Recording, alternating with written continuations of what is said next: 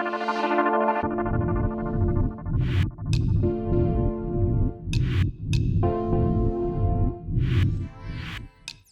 everybody, welcome back to the Quinn Films Behind the Scenes channel, and it's been a while, and it's because I've been working on my latest short film, The Energy Gun 2, for months now. It's been really fun, but challenging, and I haven't had time to really do nothing, so it's kind of weird, like, I have nothing to do right now. Well, I mean, I can make things to do, but the Energy Gun was a really fun project because I just, The Perfect Day was fun too. That was different though because I wasn't stressed out about that project at all. That flew kind of by, and that was kind of easy. When The Perfect Day happened, I was stressed out and I thought this was like the hardest project I'm ever going to work on. And the Energy came along and it was like 100 times more hard than The Perfect Day. Like, this is like, it was literally so stressful. I just finished filming like a few days ago, so yeah, it's been really hard, and there's a lot of inconsistencies and there's a little bit of flaws in the Energy Gun, and I'm gonna go into that all today. So I'm gonna make a ginormous behind the scenes video of how I made this movie from the pre-production. I'm gonna kind of do it the same way I did the Perfect Day behind the scenes, from pre-production to production, and then finally my favorite post-production. We're gonna go through all of that today, and enjoy. Bye.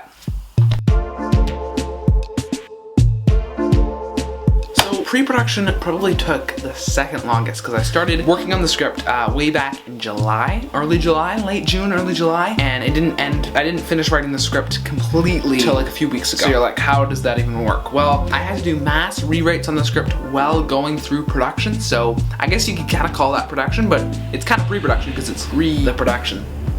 So I guess, yeah. And I think I went through, well, there's a few at the very beginning. So before I went to production, there was a few different rewrites that I had, which I'm gonna explain when we get into the production phase.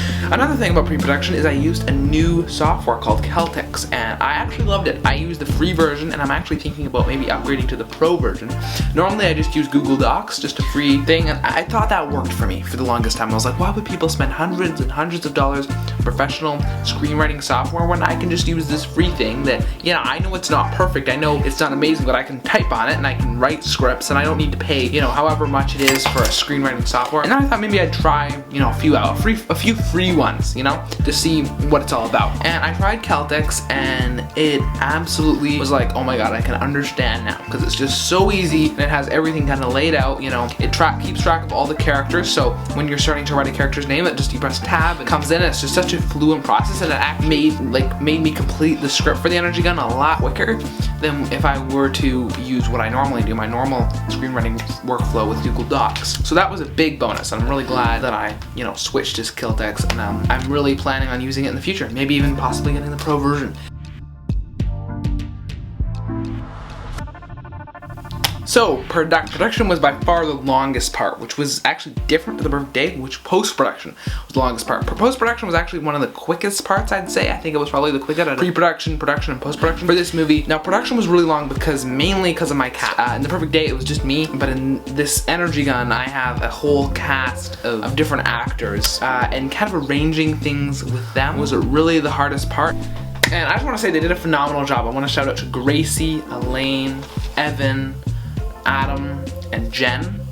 All of my actors, apart from myself in this movie, they just did a phenomenal job, and I was worried for a minute about this, but they just, without them, the movie would not be what it is, and I'm really thankful. Their performances were just excellent, and I wouldn't be able to complete this movie without them. So I just want to say the performances were excellent. In terms of directing, I'd give myself, for the performances, I'd give myself about 30% of it, because really directing is part of having good acting in the movie. It's partially because of the director. I really tried, I really tried to, stay there for the longest time as possible and take as many different takes as possible if I could, as boring as it may be. And even if the shot is perfect, I just like to stay there and just take like 10 more so you can have variation. Say it a little bit, like this. Say it a little bit like this, because that really gives the flexibility. Because when you're taking a shot, you don't necessarily know how it's gonna fit in. So I noticed that something that you may think is dreadfully wrong, as they say it in the wrong tone of voice or whatever, it may actually work better than you thought. Because when you're taking a shot, you're not seeing the shot that came before it. You're not seeing the whole movie. You're not seeing the music undertone. You're not seeing all the different stuff. And when you actually put it into the timeline, sometimes something that you thought was dreadfully wrong adds ends up actually being great and works perfectly, and the one that you thought was great is awful. And this is actually like a lot of the shots in the energy gun I thought were just horrible, but I ended up using them, and they were definitely not the last. You know how you take a last one, you're like, that was it. A lot of the shots that actually made it into the final cut were not that was it type of shots. They were some of the first shots that I took. But yeah, just take a whole bunch. That's what I noticed, and yeah, the acting in this movie just really turned out way better than I thought it would.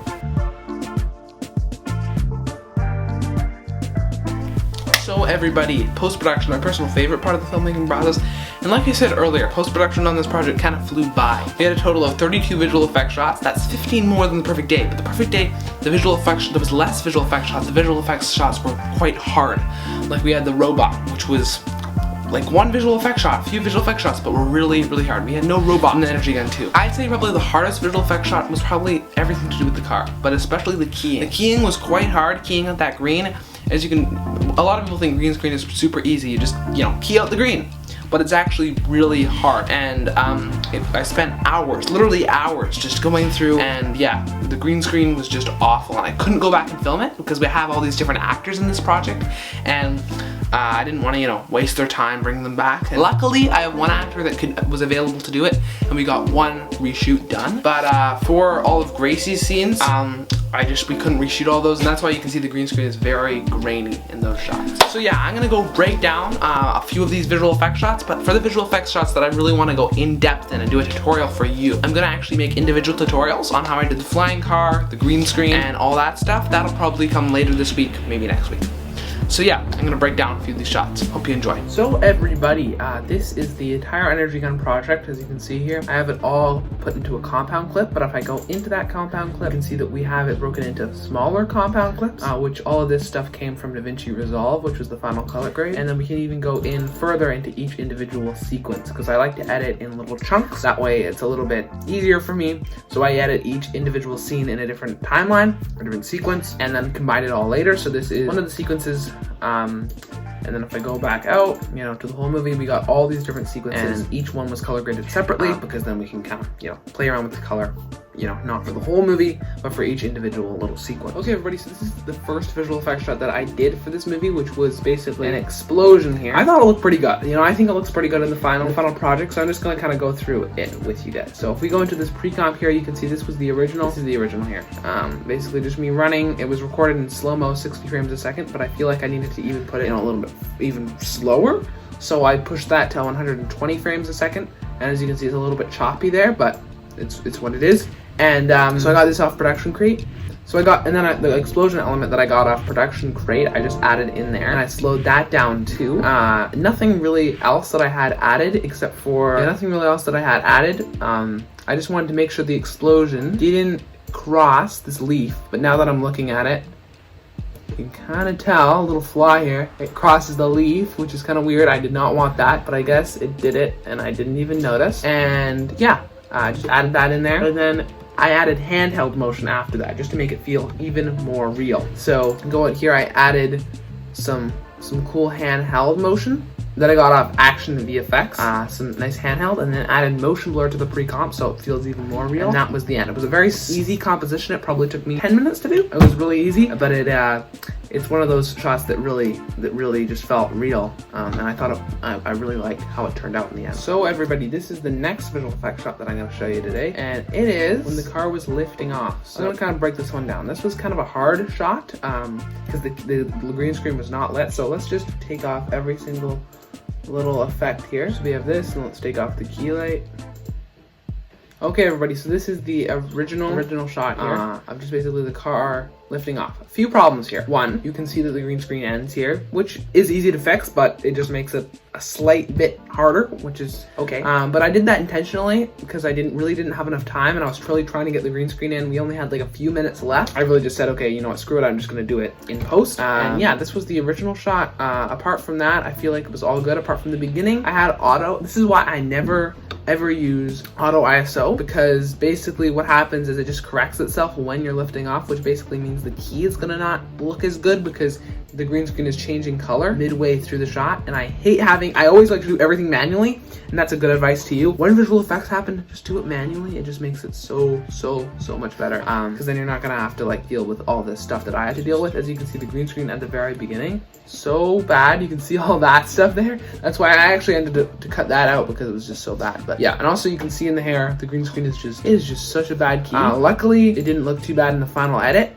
but the key is just, I did not expect it. If we look at the screen man here, it just, it's bad. But you can't fix it. That's the thing. You just can't fix it. So I just had to live with it. Then the next thing that I added was a mask, just to cover up. Basically just added a little mask, keyframe that mask up. So it would basically just cover that edge that I was telling you about earlier, which I didn't need it, which I could have stayed there a little bit longer and fixed it, but I decided to just do it in post. Didn't end up taking, that took about 10 minutes, I'd say, to keyframe that mask. Longer than it should have, for sure. I don't know why it took me that long. It took me a long time.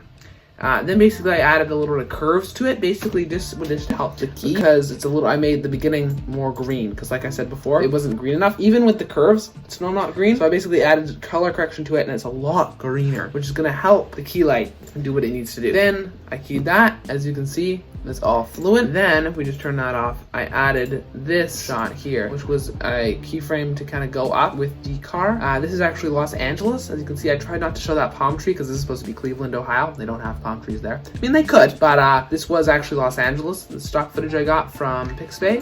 And then I added the car over top of that. And you got this, and that's basically the finished shot. Yeah. So everybody, that pretty much wraps it up here at the Quintupl's Behind the Scenes channel. But if you have not seen the energy gun, I highly suggest you go watch it. The link will be down in the description. It'll also be up here somewhere. And yeah, just thank you for watching. It's been a lot of work, about 3 months of hard, dedicated work into putting this energy gun 2 out. And I don't make any money from it, which is kind of sad, but I mean, I just do it for the passion. So yeah, if you really want to support me, the best thing you can do is just subscribe to my main channel, subscribe to this channel, just really make my day. And yeah, see you in the next one, everybody. Bye.